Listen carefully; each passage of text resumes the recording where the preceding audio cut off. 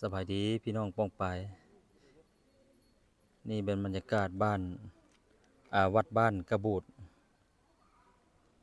เมืองตะแขกแขงขมวนเนาะครับเจ้าเคยมาจักเทือมาครั้งแรกมาเฮ็ดบุญอยู่นี่กับครอบครัวเนาะบรรยากาศภายในบ้านแล้วก็วัดอยู่เบื้องนั้นเขาจะปลูกต้นหมากสาลี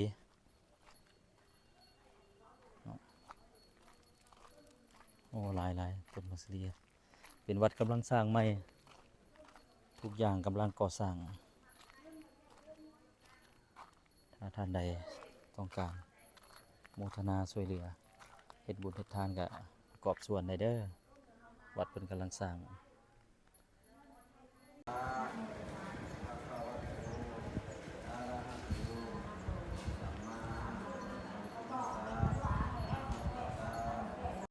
นี่มันเครื่องเฮ็ดกองบุญเฮ็ดสองกองเนาะหาพ่อแม่ญาติพี่น้องผู้ที่ได้ล่วงลับไปแล้วเนาะอยู่บ้านกระบูดเมืองตะแขกแขงขมวนบ่เคยมาจากเทื่อครั้งแรก มาบ้านนี้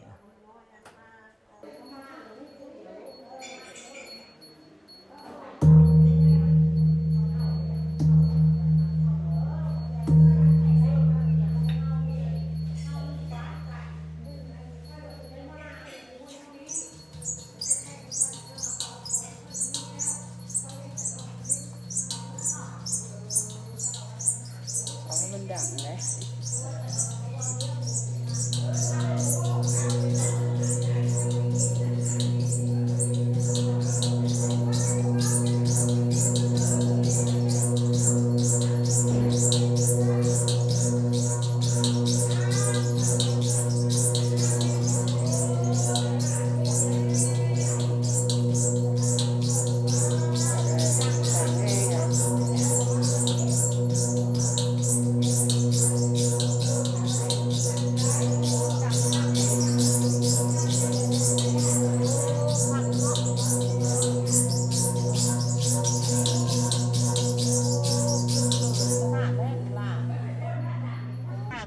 บรรยากาศบ้าน